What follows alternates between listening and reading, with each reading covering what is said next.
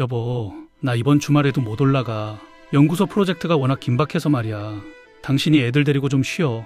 아니, 내가 반찬에서 내려간다니까 왜 자꾸 오지 말라는 거야. 당신 목소리가 왜 이렇게 떨려? 옆에 누구 있는 거 아니지? 아, 정말 사람 피곤하게 하네. 내가 일한다는데 왜 자꾸 의심을 해? 당신 학교 일이나 신경 써. 끊어.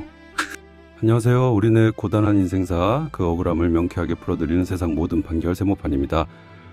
오늘은 평생을 헌신한 배우자에게 배신당한 분들이라면 가슴이 뻥 뚫릴 대한민국 이혼 판결의 역사를 통째로 바꾼 대법원 전원합의체 사건을 들고 왔습니다.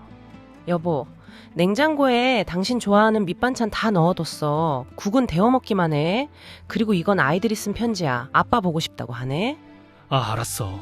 거기 두고 빨리 가봐. 나 지금 회의 가야 해. 당신은 왜 이렇게 눈치가 없어? 사람 바빠 죽겠는데. 그게 벌써 10년도 더 된 일이네요. 저는 교사로 근무하며 아이 둘을 홀로 키웠고 남편은 멀리 떨어진 연구소에서 연구원으로 일했습니다. 소위 말하는 엘리트 부부였죠. 주말 부부 생활이 힘들었지만 저는 믿었습니다. 우리 남편이 타지에서 고생하는 게 다 우리 가족을 위해서라고 생각했으니까요. 하지만 제 믿음은 처참하게 깨졌습니다. 어느 날부터인가 남편은 집에 오면 짜증을 부리기 시작하더니 급기야 아이들이 보는 앞에서 제 멱살을 잡고 거실 바닥으로 내동댕이 쳤습니다. 엄마 괜찮아? 아빠 왜 그래? 저리 비켜. 너희 엄마가 나를 사사건건 감시하잖아. 내가 밖에서 무슨 고생을 하는지도 모르고. 야, 너 똑바로 들어. 한 번만 더 내 휴대전화 뒤져보거나 연구소 동료들한테 전화해서 나 찾으면 그땐 정말 가만 안 둬. 알았어? 남편의 눈빛은 제가 알던 사람이 아니었습니다. 광기에 서린 그 눈을 보며 저는 직감했습니다. 무언가 단단히 잘못되었다는 것을요. 그리고 얼마 뒤 저는 상상조차 못했던 진실을 마주하게 되었습니다. 우리 집 막내가 울면서 제 품에 안겨 속삭이더군요. 엄마, 아빠가 저번에 예쁜 아줌마랑 같이 놀러 갔을 때 그 아줌마가 나한테 과자 사주면서 아빠랑 친하게 지내라고 했어. 아빠가 그 아줌마랑 뽀뽀하는 것도 봤단 말이야. 나 아빠 무서워. 아빠랑 여행 가기 싫어. 하늘이 무너진다는 표현으로도 부족했습니다. 제가 주말마다 짐을 싸들고 남편 숙소를 청소하고 반찬을 채워 넣을 때 남편은 부동산 중개업을 한다는 여자와 부적절한 관계를 맺고 있었습니다. 심지어 제 자식들을 데리고 그 여자와 가족 행세를 하며 여행을 다녔다니요. 짐승도 자기 새끼 앞에서는 그러지 않을 겁니다. 당신 그 여자 누구야? 부동산 여자랑 여행 다녔다며? 애들 입에서 그 소리가 나오게 해? 당신이 그러고도 사람이야? 내가 당신한테 어떻게 했는데 시댁 제사 다 챙기고 애들 공부시키고 당신 박사 학위 딸 때까지 내 월급 다 쏟아부었어. 아, 시끄러워. 증거 있어? 애들이 뭘 한다고 그래. 그리고 부부싸움 좀 할 수도 있지. 뭘 그걸 가지고 이혼이니 뭐니 소란이야. 이혼하고 싶으면 해. 그런데 돈은 한 푼도 못 줘. 특히 내 퇴직금? 꿈도 꾸지 마. 그건 내가 20년 넘게 연구소에서 밤잠 안 자고 연구해서 받는 내 개인 자산이야. 법에서도 퇴직금은 아직 안 받았으면 못 나눠준다고 했어. 당신 학교 선생이니까 잘 알 거 아니야. 공부 좀 더 하고 오지 그래. 맞습니다. 당시까지만 해도 그랬습니다.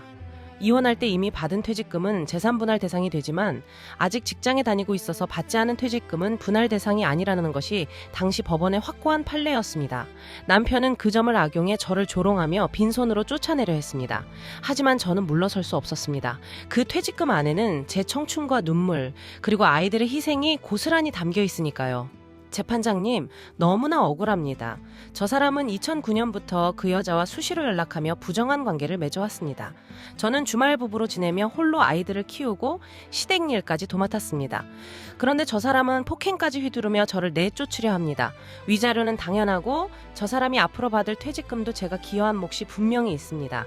퇴직금은 나중에 받는 월급이나 다름없습니다. 그 퇴직금이 형성되는 긴 세월 동안 제가 가정을 지키지 않았다면 저 사람이 온전히 연구 업무에 집중할 수 있었겠습니까?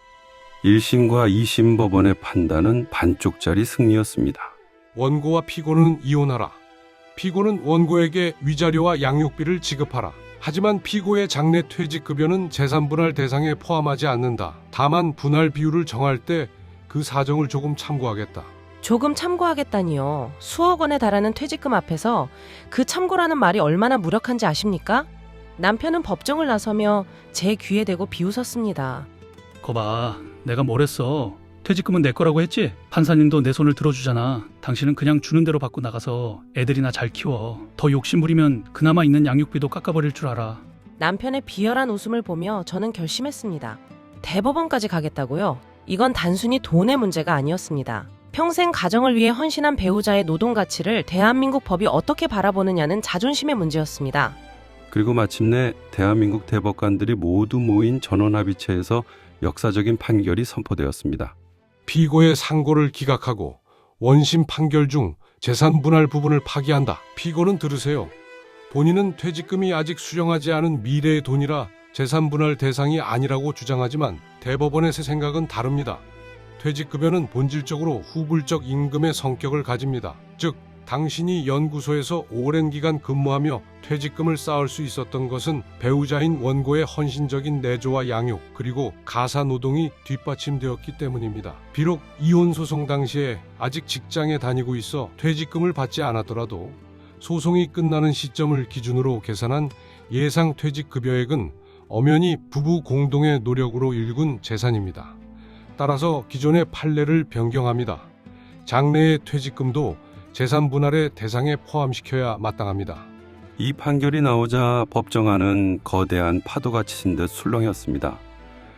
수십 년간 요지부동이었던 법의 벽이 무너지는 순간이었죠. 남편의 얼굴은 순식간에 흑빛으로 변했습니다.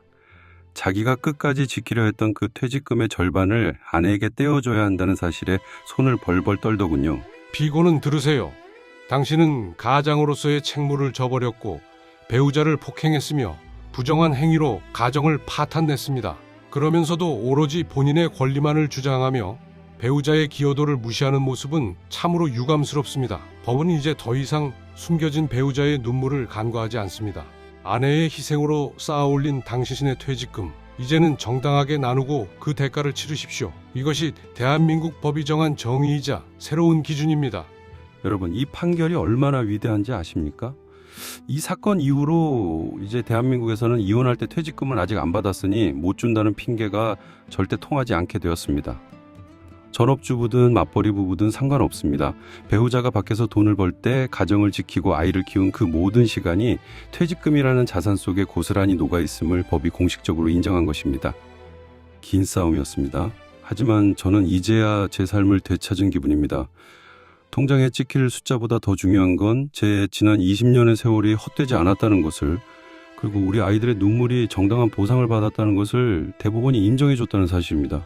저처럼 억울한 일을 당하고도 법의 문턱에서 주저하시는 분들이 있다면 꼭 말씀드리고 싶습니다. 세상은 변하고 있고 진실을 위해 끝까지 싸우는 사람에게 법은 반드시 응답한다는 것을요. 오늘도 정직하게 사시는 여러분을 응원합니다. 세상 모든 판결 세모판이었어요. 구독과 좋아요로 함께 해주세요. 다음 시간에도 여러분의 억울함을 씻어줄 명쾌한 판결 이야기로 찾아뵙겠습니다. 감사합니다.